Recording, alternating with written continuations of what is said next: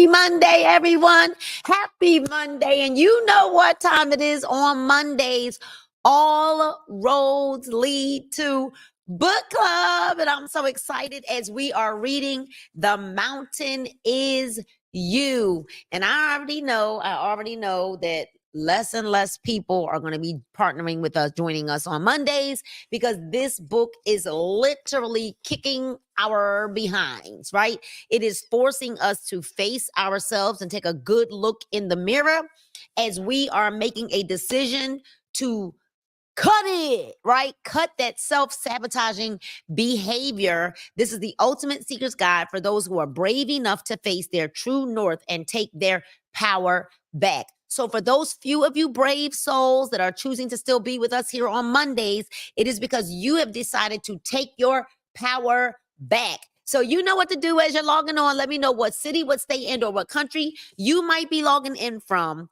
And just know that I am actually very excited to see who we are on the other side of this book. I'm excited to see who we are on the other side of this book. So why is book club so important to me? Number one, because you cannot pour from an empty cup. So if you would allow me for this 1 hour to help to fill your cup, I would be honored to fill your cup, because you just can't keep going and going and going and going without having a moment to kind of stop and pause and let me fill your cup, which is why I don't even want you reading the book. Let me read it for you. So what I would encourage you to do is get a notebook and or a pen so that you can at least take some notes, because there might be something that you hear, especially for those of you that don't have the book, because you having the book is not required. All right. So that's number one. Number two, what I know is that we will never earn more than we learn. So why is book club so important? Because we're never, ever going to earn more than we learn. And number three, leaders are readers. And you know, I was talking to a few people today, and I was saying, you know, when you think about some of the things that we desire in life, in order for us to obtain and acquire the things that we want, we have to become a different version of ourselves. Because if we could have what we want and or desire, being who we are today and right now at the present, we would already have it. So it's not a bad thing to need to grow. It's not a bad thing to need to evolve and become someone new. And so we're excited. I see you, Philadelphia. I see California. I mean, I see people from all over the world partnering with us. Listen, I need you to hashtag BookTube, Goodreads, and Book Talk. And I need you to tag a friend, tag and share it on your social media platforms. Take the link, click the arrow button, click share, and send it to your social media platforms, in your groups, in your team groups, and things like that. As we are entering into this week's The Mountain is You. All right, so let's fasten our seatbelts, buckle up, because we know that we are in for a ride, right? A treat. And so we left off with pride.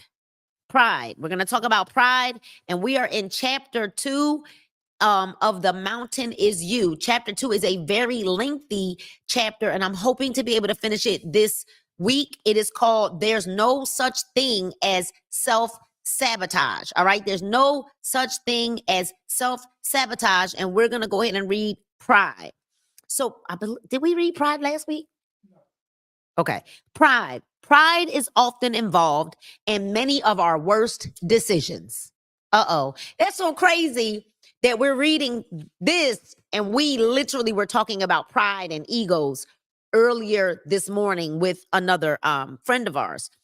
Pride is often involved in many of our worst decisions. Sometimes we know a relationship is wrong, but the shame of leaving seems worse than staying. Sometimes we start a business and no, we did read this. We are making decisions based on how we imagine people view our lives and not how they actually are. This is not only inaccurate, but it is also very unhealthy. To overcome our attachment to pride, we have to start to see ourselves more wholly and honestly, instead of thinking that we need to prove to everyone around us how perfect and flawless we are. Uh-oh. Did you know that perfectionism is another form of pride? and ego? Did you know that? Perfectionism is another form of pride and ego. And failure is not final, and failure does not define who we are. So this is just a good catcher upper, right? From where we were last week. So we can imagine ourselves more realistically as people who, despite our weaknesses, are trying our best. That's really all that matters. That despite our weaknesses, despite our flaws, guess what? We're trying our best. As long as you know beyond the end of the day that we're trying our best, and guess what? Guess what? Let me lean up a little bit. I hate to be the bearer of bad news. Sometimes our best is not good enough. Sometimes. Ooh, right? Because what I realized about us thinking that we've tried our best, do you know that there's always another level past what we think our capacity is? There's always, you could have made the one more phone call. You could have made the one more reach out. You could have gone the one more extra step. You could have lifted one more rep. You could have done one more jumping jack. There's always the one more. So there's always the next level, even when we halt ourselves at what we believe our capacity is. And so in the end, it looks far worse to hold on to what's wrong because you care about what others think than it is to let go because that's what's right for you.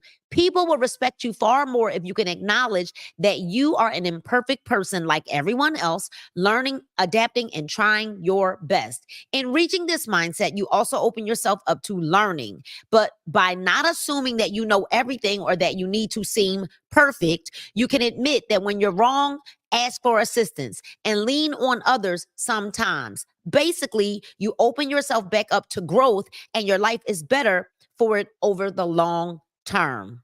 So basically, many people who went to college or went to some trade school afterwards, or then even maybe went to collegiate, right? Went to college afterwards to university, stopped learning after university was over and we stopped learning.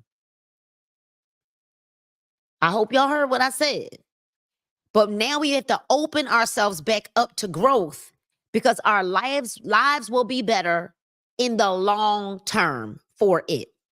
So now we're going to talk about the guilt of succeeding. The guilt of succeeding.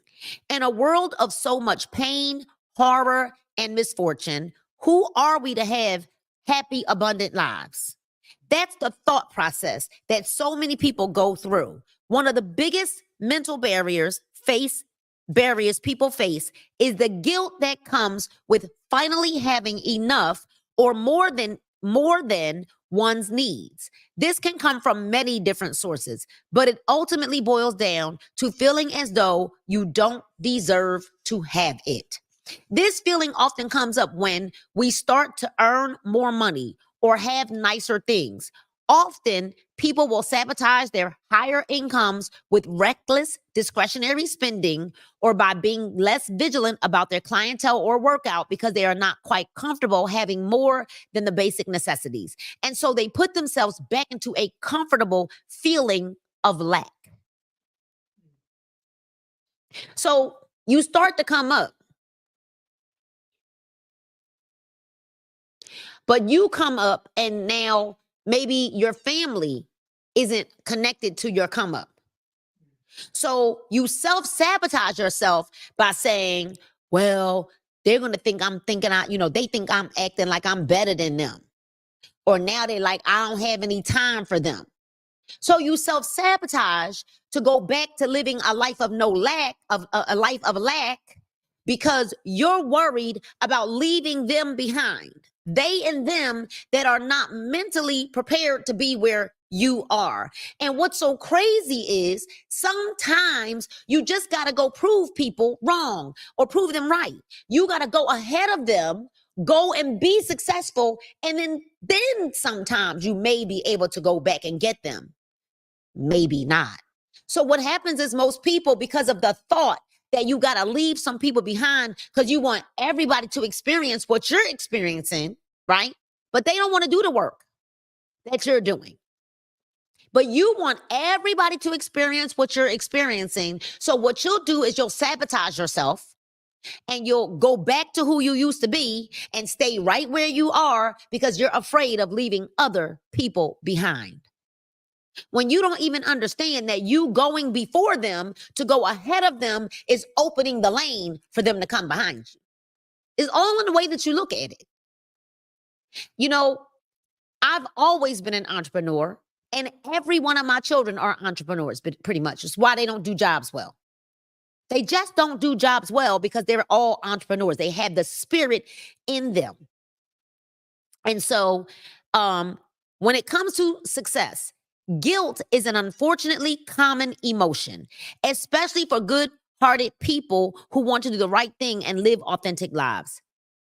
So how do we resolve this? Please realize that most extremely successful people have no guilt whatsoever. In fact, this feeling usually only comes up when you're stepping between not having enough and finally having enough. What you have to realize is that money and success are tools. Let me say that again. Money and success are tools. They buy you back time and offer you the opportunity to help, employ, influence, and change the lives of others. What you have to realize is that money and success are tools. They buy you back time and they offer you the opportunity to help, employ, influence, and change the lives of others. Instead of looking at your success as a status differentiator, which will always make you feel bad and uncomfortable, see it instead as a tool with which you can do important and positive things in the world and your own life. Then we got the fear of failing. How often do we not even attempt something because we are afraid to look bad or fail immediately? I'm going to let y'all answer the question. I'm looking at the comments here. How often do we not even attempt something because we are afraid to look bad or fail immediately? Let me tell y'all something. I don't care if I fail and I got to do it over and over and over again. I will just keep doing it until I get it right. As a matter of fact, I get mad at myself if I don't record something one time. Because I'm like, no, I'm a one-take wonder. So if I got to go over it and over, but it took me years to get to the place where I became a one-take wonder. I used to sit and over and over and over and over again, number one, because I don't like the way that I sound. So I had to get over the way that I sound. Then I had to get over not thinking that I didn't sound smart enough. And okay, Zara snored on that one, right? And I had to get over feeling like I was going to stutter or stammer over my words. But I honestly really don't care anymore. There are times when I'm recording and I kind of stumble over a word and I leave the video just like that. Do you know why I do that? Would anybody like to know why I do that? Because I did a video for this morning and I stumbled over the word a little bit. And I had already recorded this video like 7 or 8 times. And when I got almost through the video, right at the end, I was like kind of stumbled over a word and I did not do the video over because I wanted to show people that I'm a human being.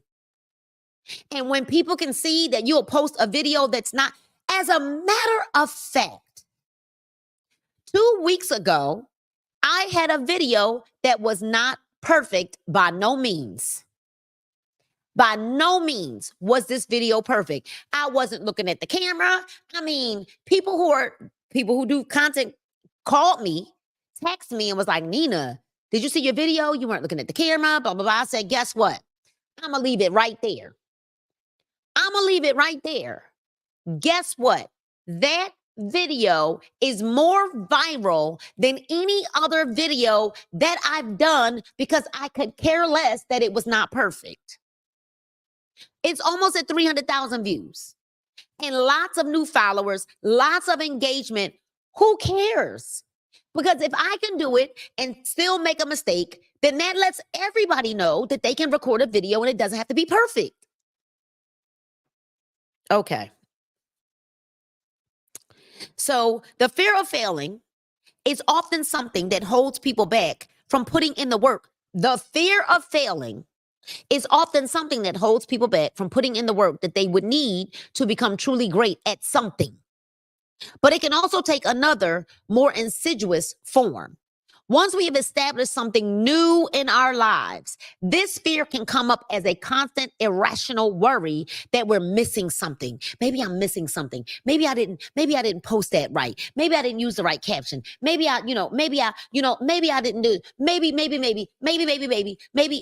here's the deal. Y'all got to understand. Be very careful even trying to mimic everything a person does. Because there's a different kind of anointing on their lives. And you might mimic everything they do. And that's great, right? Copying the right cat is great. But you got to also make sure that you're trying to become who the person is in order to get the result that they're getting. Just copying what they do and not trying to become who they are, where's that going to get you?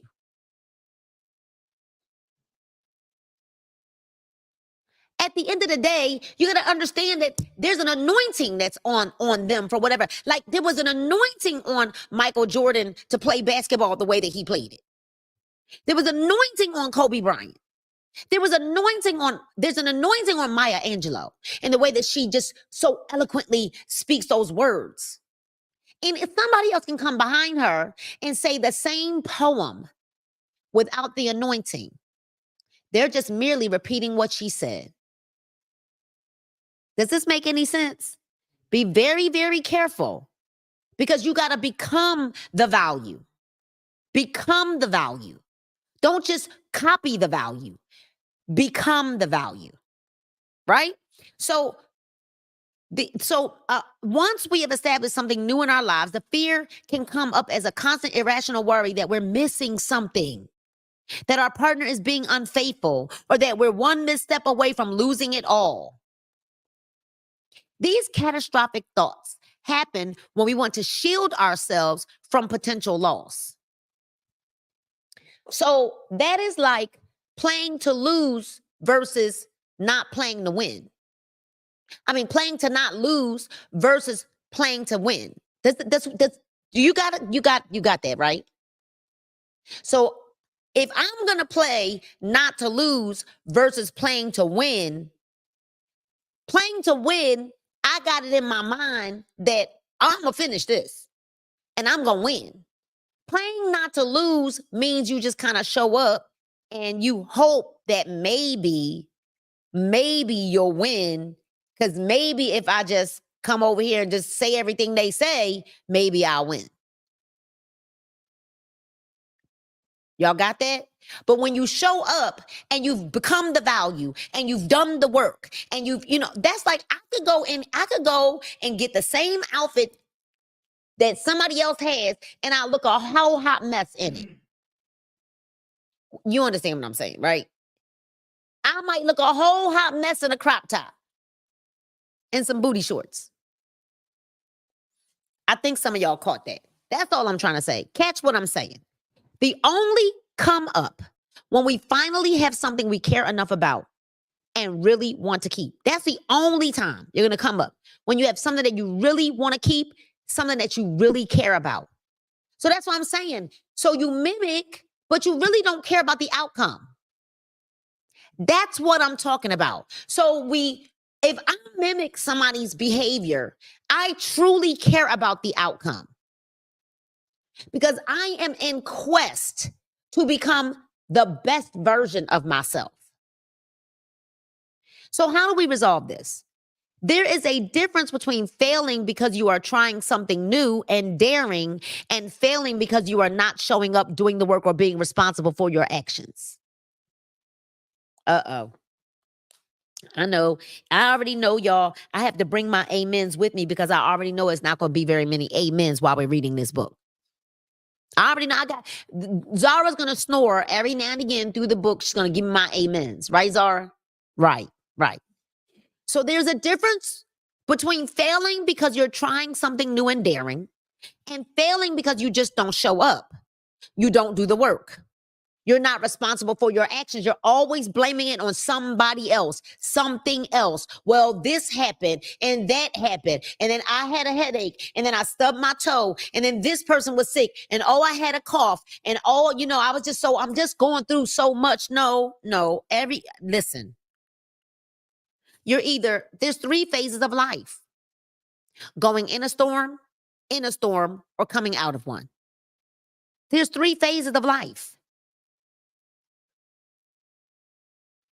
What if the storm lasts for a month? Does it mean we're just going to sit around and do nothing because the storm lasted for a month? These are 2 very different experiences and should be separated in our mind. As scary as it might be to not be great at something initially, or perhaps even experience a loss, it is even worse to fail by virtue of never trying and always playing small. Failure is inevitable, but you have to make sure it's happening for the right reasons. When we fail out of negligence, we take a step back. When we fail because we are attempting new feats, we take one step closer to what will work. Oh my gosh. When we fail out of negligence, we take a step back. So when we sit around, we fail because we do absolutely nothing, because we do what? Because we don't show up, we're not doing the work, and we're not responsible for our actions. When we fail because of that, we take a step back. When we fail because we actually tried, but we just didn't hit the mark, you actually take a step forward, closer to your goal. I want to talk about this, playing small, because so many people, even in business, they won't invest. They won't do any of those things because they're playing small. And they're playing small. And let me help you understand something. So I had a mentor of mine. We went to a conference, and the conference was in Las Vegas. Now, while we were in Las Vegas, I was like, oh, I play blackjack. Now, I've never sat down at the tables to play blackjack. But I like cards. So my mentor was like, well, I never played blackjack. Let's go do it. Can you show me how?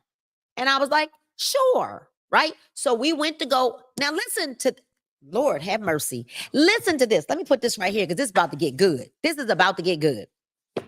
Listen to this.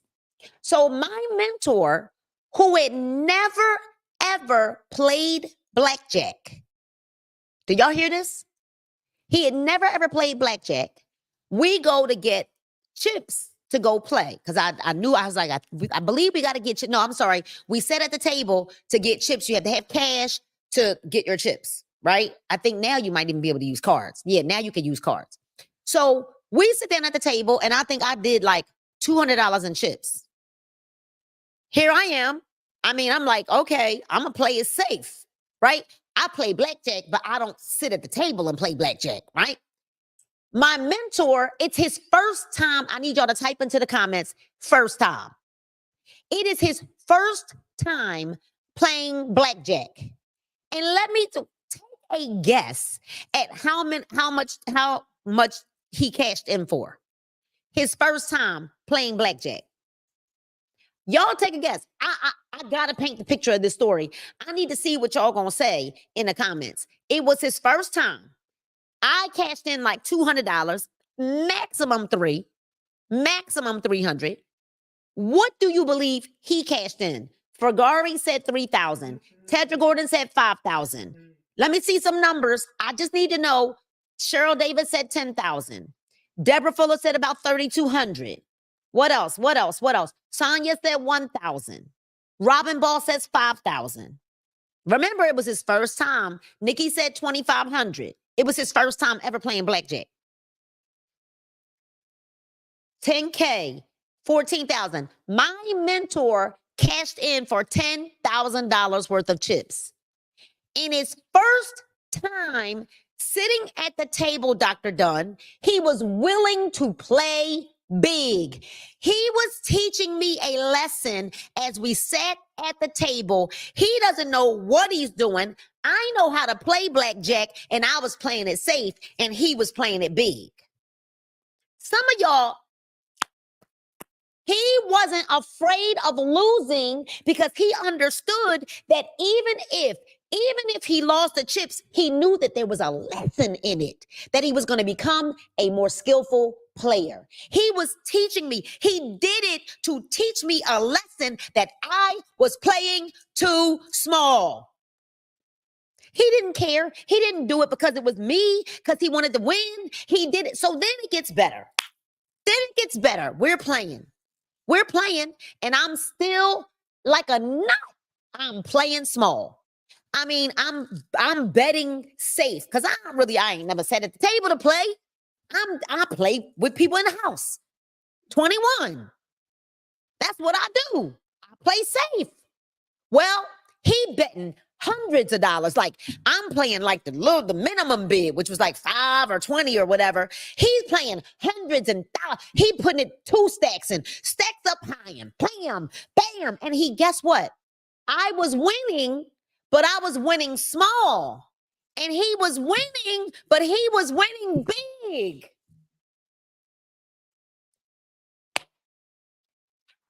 Oh, so then he said, Nina, you gonna keep playing small? Here, he gave me a stack of chips and he said, bet it all.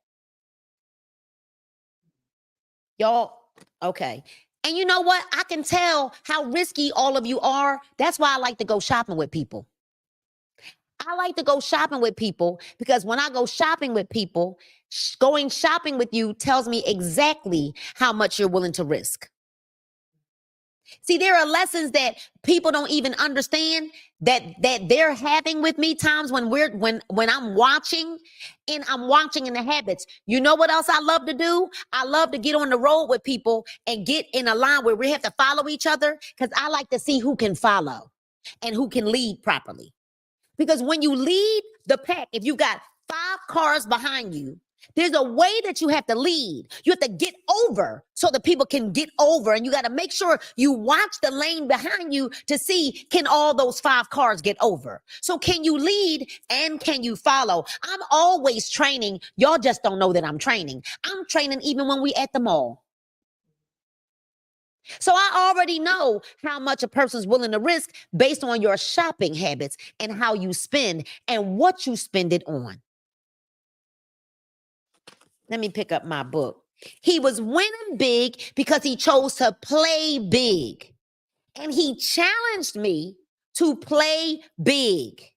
And when I played big, I won big. And that moment broke something in my network marketing career. I'm gonna go on and read the book because I know y'all go ahead and just type in the chat book talk or something. I don't know. You know. Ooh-wee. Type in play big. Type in play big. Type it in the chat, play big. Because I learned so much from someone that had never, ever sat at a table and played. Well, I didn't sit at the table either, but never, ever played the game of blackjack.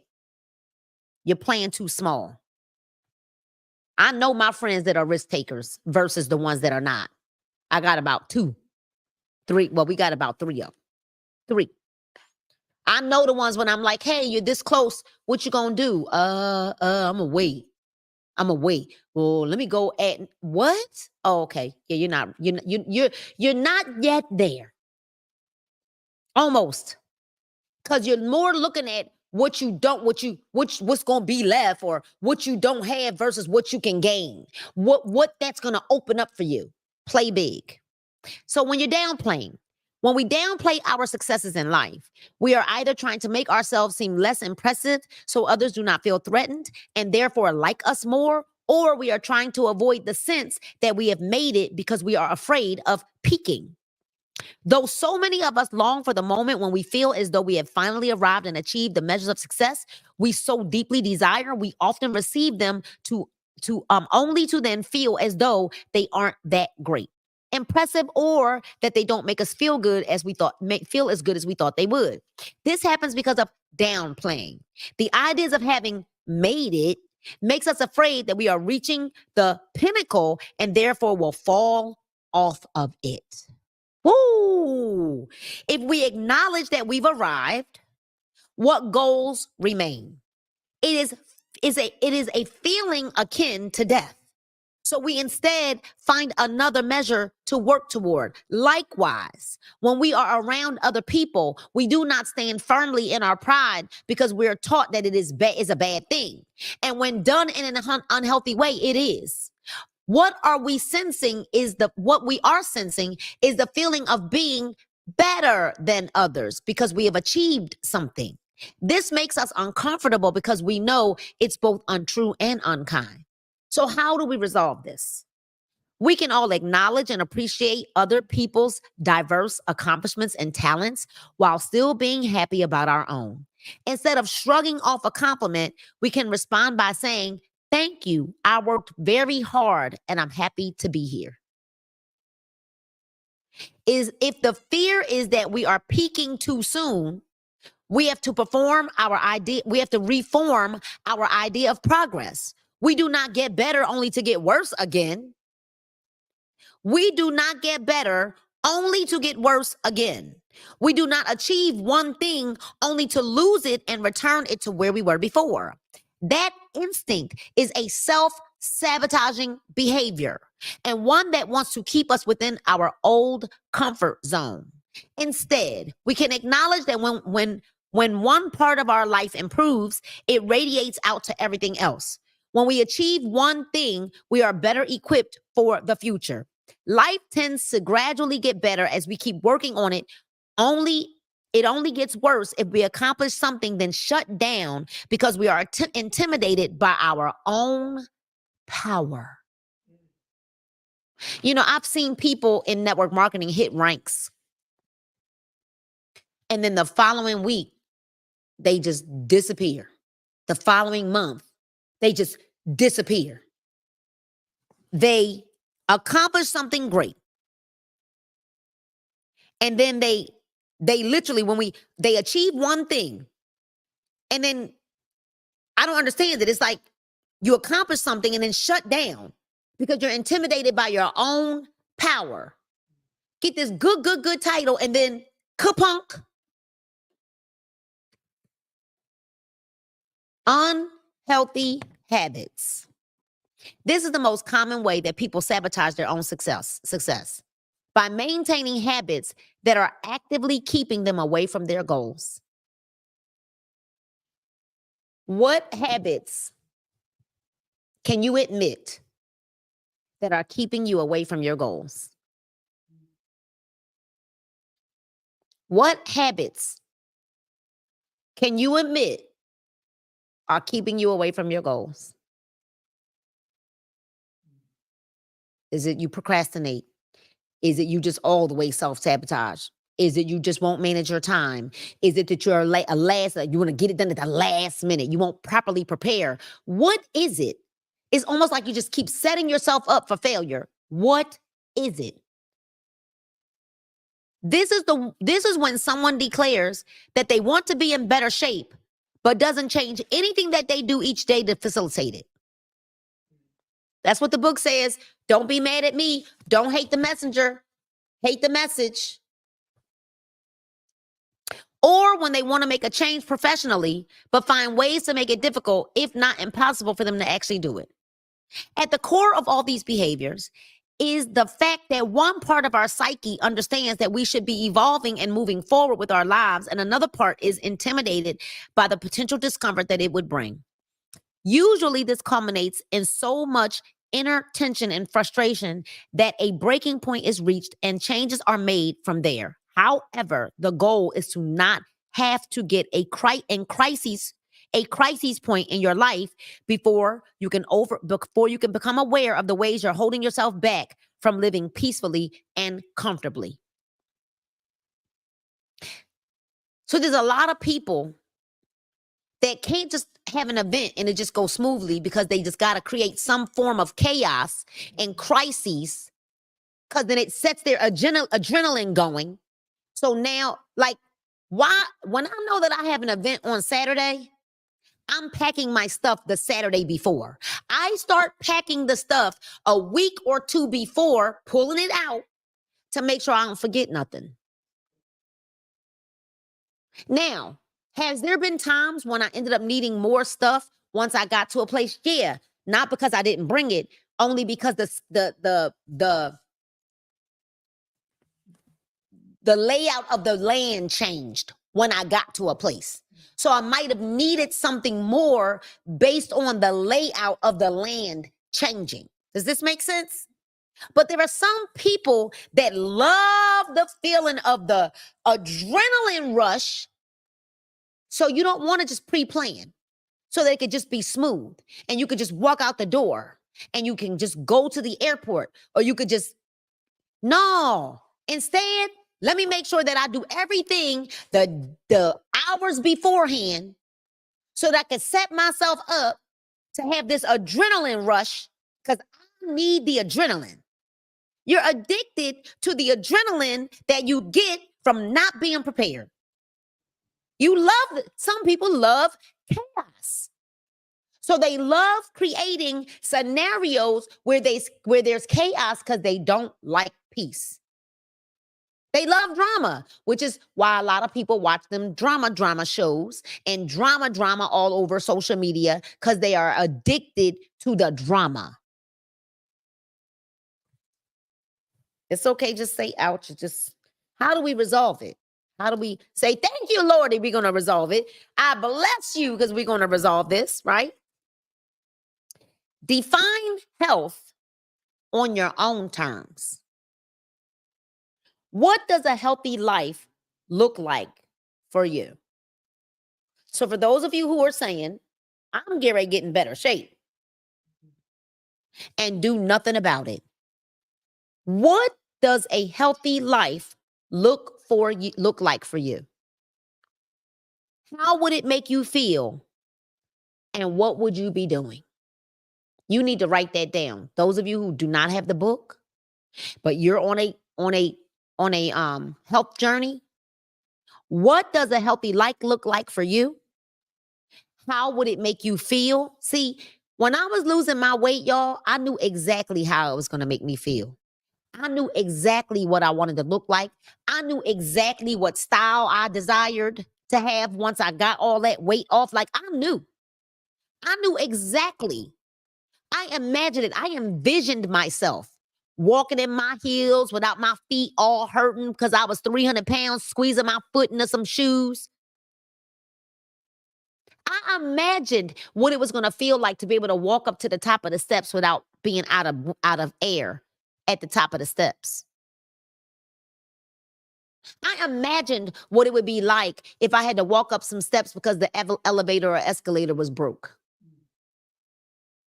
I imagined what it would be like walking up Kennesaw Mountain, even though I didn't know I was going to be walking up Kennesaw Mountain. But I imagined it. What does a healthy life look like for you? How would it make you feel? And what would you be doing that you're not able to do right now? Because my legs hurt, my knees hurt, my back hurt, my this hurt, my that hurt.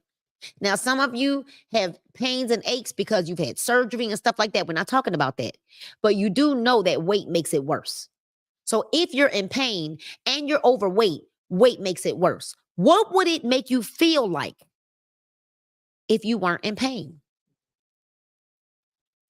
It is difficult to look solely at anyone else's definition of healthfulness, particularly because we are all different people with varying needs, preferences, and schedule.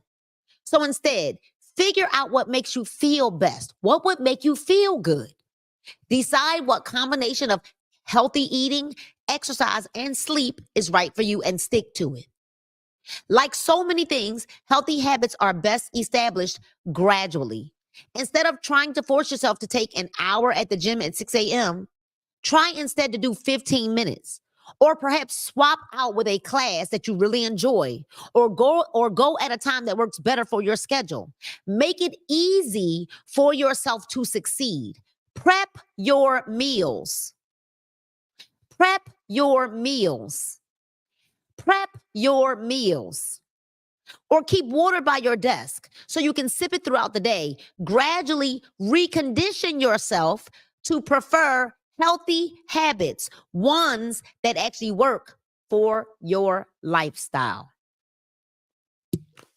The next section is called being busy.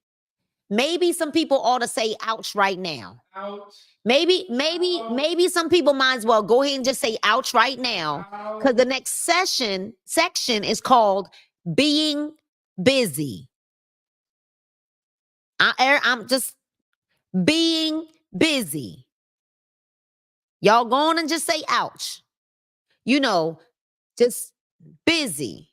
And you're only busy because you just don't plan properly, because you like that adrenaline of chaos. Go on and say ouch. Ouch. Being busy. Another very common way that people sabotage is by distracting themselves to the point of being completely phased out of their lives. People who are constantly busy are running from themselves. Woo-hoo. People who are constantly busy are running from themselves. Nobody is busy unless they want to be busy. And you will know that because so many people with extremely hectic schedules would never describe themselves that way. People who are very successful and very, very wealthy, or they don't say they're busy. Only people who are not productive say that they're busy. Did y'all know that? You don't never hear me say I'm busy. You ain't never going to hear me say I'm going through something either. But it don't ever mean that I'm not going through something. It just means that I'm not shining light on it.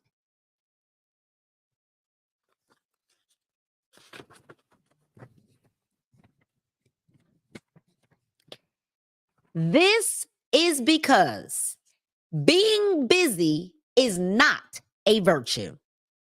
It only signals to others that you do not know how to manage your time or your tasks. Being busy communicates importance. It often makes you seem a little untouchable to others because you're so busy. It also overwhelms the body so that it can only focus on the tasks at hand. Being busy is the ultimate way to distract ourselves from what's really wrong.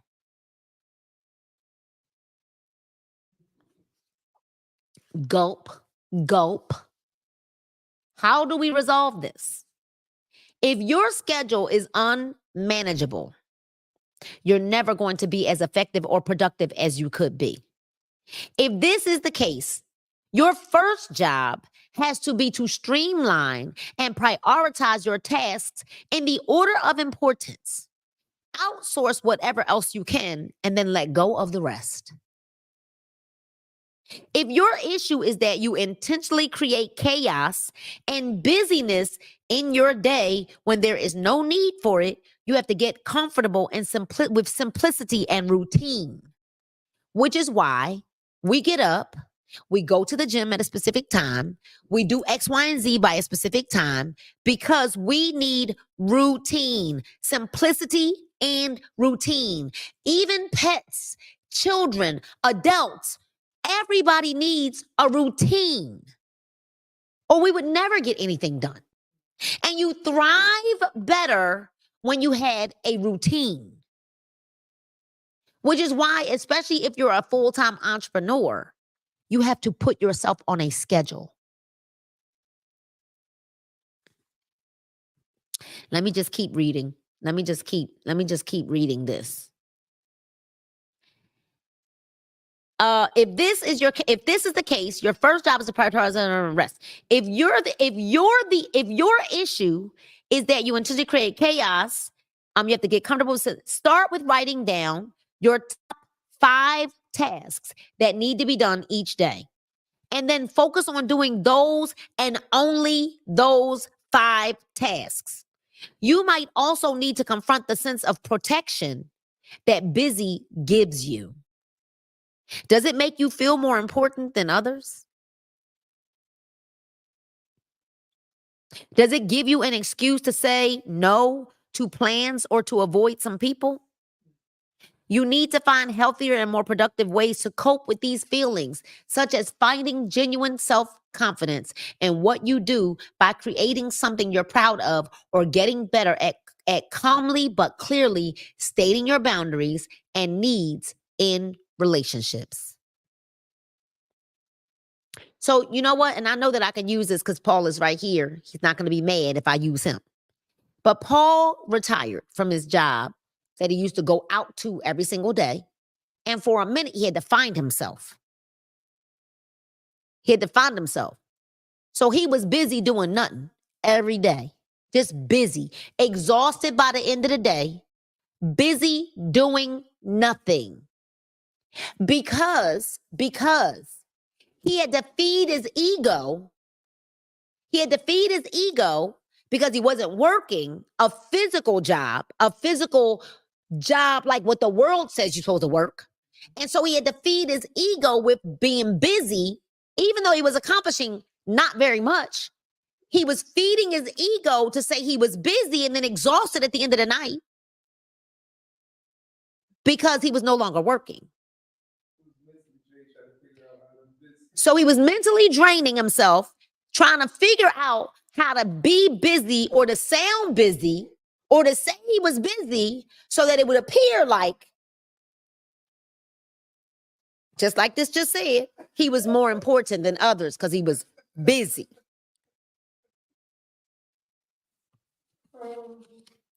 So you need to find healthier and more productive ways to cope with these feelings, such as finding genuine self-confidence in what you do by creating something you're proud of, or getting better at calmly but clearly stating your boundaries and your needs in relationships.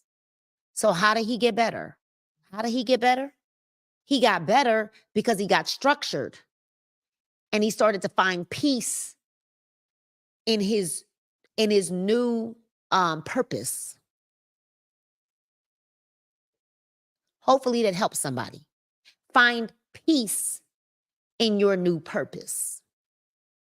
Doesn't mean that you don't have a purpose. It just means that your purpose has shifted. So find peace in your new purpose. Does that make sense, everybody? I wish we could have like a clap your hands button, like a loud clap, clap, clap, clap, clap your hands. Because that was so good. That one was so good. That was being busy. Now we're going to talk about spending time with the wrong people. It's true that so much of our lives is shaped by the people we spend them with. And the company you keep is another common way that people self-sabotage. Certainly, you can think of some people in your life who stress you out, make you feel insecure, and yet you keep coming back for more.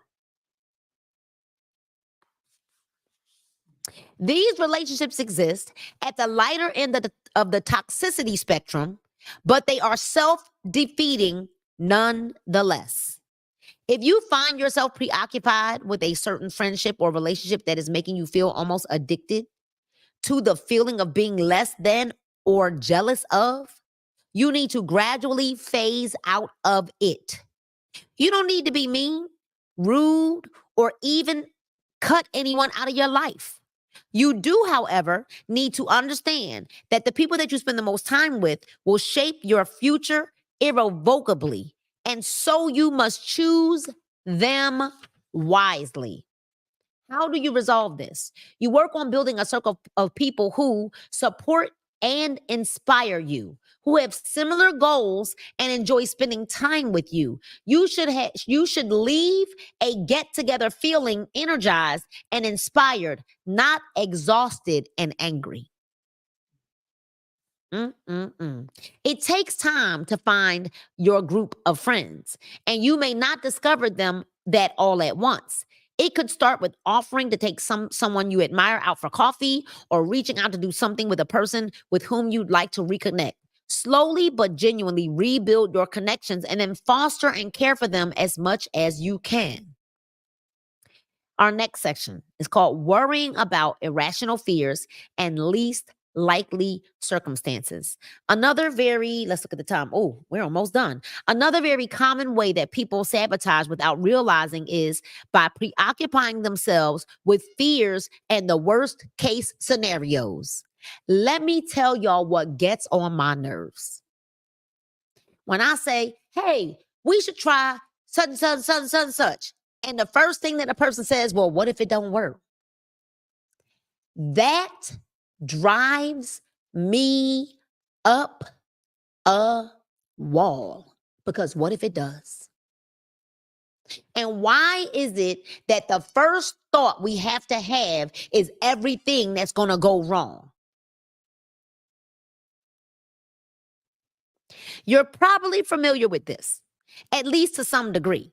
You have a weird or highly unlikely thought that evokes a deep sense of dread, fear, and series of doomsday scenarios in your head. You keep coming back to it to the point that it even controls some part of your life. Irrational fears, especially the kind that are least likely to become reality, are often what we project real fears onto. These irrational fears are safe, because deep down, we know they aren't going to happen. They are placeholders, a way for us to express the feeling we really have onto something we know isn't going to happen.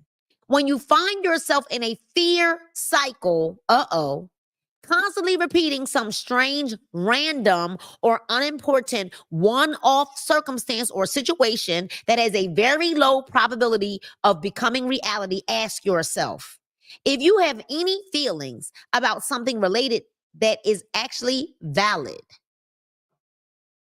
Is it valid? Hasn't it always worked out? So why is it the first thing you got to say, well, what if it don't happen? Oh, ye of little faith. For example, if you get anxious about being a passenger in a car, consider if your fear is of moving forward or being out of control. Or if you're anxious about being fired from your job, the fear might really be the idea that you aren't worthy of another job or being humiliated by a higher up. So how do we resolve this? And this is it. This is it for today. This is it for today. Dang, I was hoping I knew we weren't going to get finished since I said that.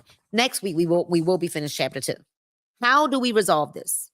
Instead of wasting all of your energy trying to control some worst case scenario, consider what the message of the fear may be and what it is telling you that you need in your life. If the fear was an abstract metaphor, what would the meaning be? Is the abrupt loss of income a symbol of your desire for security? Is the fear of the future a symbol for not living fully right now?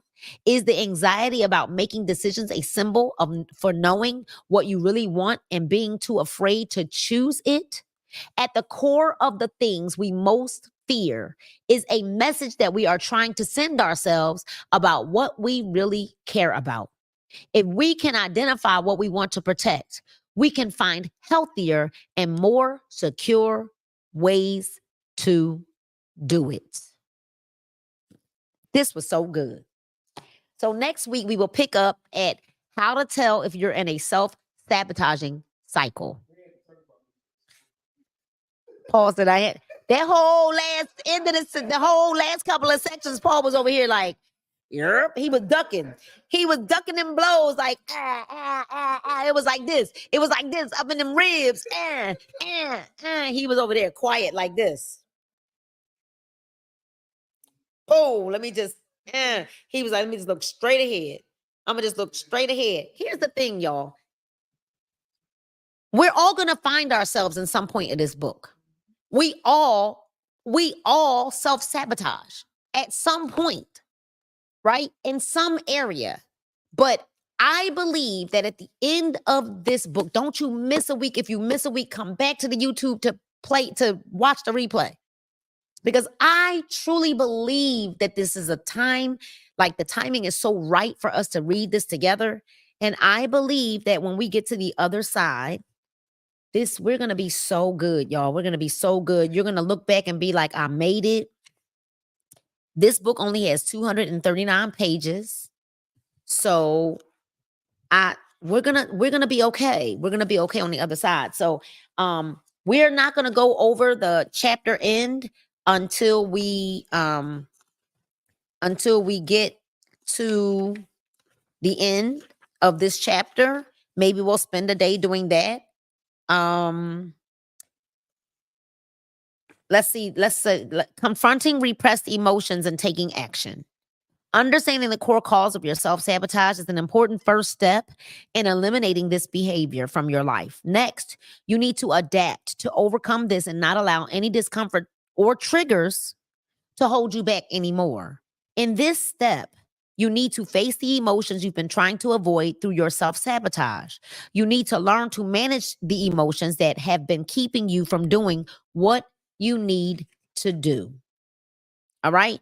And so we're going to go through our key takeaways once we're done. The chapter, we're going to learn to identify our triggers, right? Tell yourself a story, doing the opposite, taking a pause, because sometimes we just need to take a pause, becoming more aware of our emotions.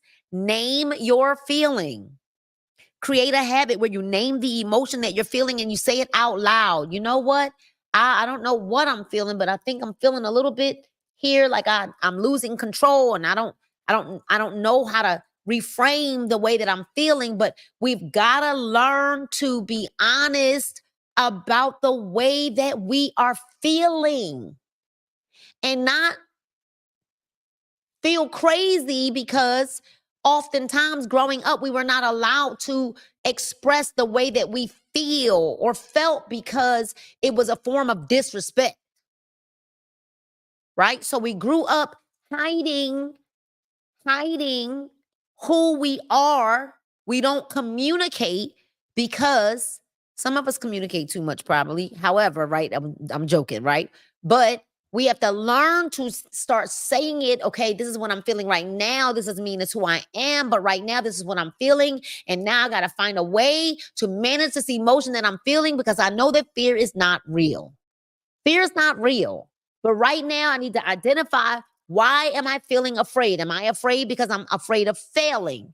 Am I afraid because I'm afraid of looking bad? Am I afraid because I've failed before? Is there a trigger that's happening here? Talk our way through it, okay? Accept our emotions. Identify the triggers. Tell ourselves a story when we're experiencing big emotions.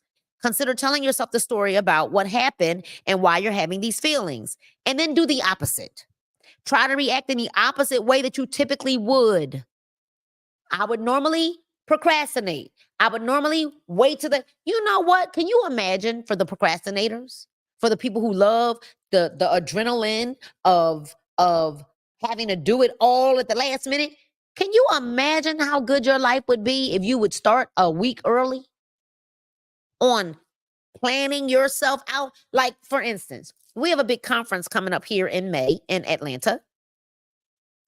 I'm already trying to figure out, well, what am I wearing? Well, what am I taking? Like, why would I be waiting until, if I know I'm wearing all white, which is why I put this itinerary out, you know you need to wear all white on that Saturday. You need to look cute. It's a dinner. You know that there's going to be a luncheon on that Friday. You know you need your team shirts.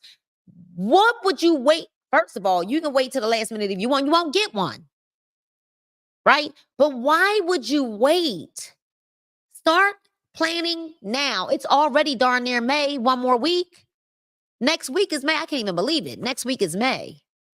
It's going to come faster than you know. Okay? So stop waiting until the last minute. Look for it now. Do what you need to do now. Get yourself together now. Because it'll make your trip so much more pleasurable because you won't be exhausted when you get there from the chaos of the adrenaline of trying to make it happen in the last 24 hours. Okay, let me close this. It's been great, right? I hope that you all enjoyed this book or are enjoying it as much as I am. I'm enjoying the blows. I am. I'm enjoying it because I understand that if we are stretched, then we're going to grow. So let's be kind to one another this week, right? Do a good deed, pay it forward, right? Do something nice for someone this week, right? Look at life in a positive way. Go outside, walk, breathe the air, take a deep breath, right? Think on these things. Think about the things that we read, right? And then make sure that you meet us right back here next Monday at 6 p.m. Eastern Standard Time. You should be subscribed to this YouTube channel by now. You should be subscribed to this YouTube channel by now so you don't ever miss a book club, all right? And share this with a friend. Say, listen, we're reading this book right now, y'all. It is being read to us, for us, and I am telling you, if you're ready to level up in life, you need to be with us on Mondays at 6 p.m. Eastern Standard Time. And if you can't make it, you can always go back and watch the replay. I want you to make sure also that you're going to my website. I have a free gift for you. If you have not subscribed to NinaMorer.com, just NinaMorer.com, right to my website, right? NinaMorer.com, right there. Go on and subscribe. You're going to get an email and you're going to get a free gift. Go on and subscribe, okay? Some really, really cool stuff on the link. Go subscribe. We're actually revamping the website, putting it on another platform, but it's still live and popping. Go subscribe to my website, NinaMorer.com. So listen, follow me on all social media platforms because I would love to get to know you so that we can grow together.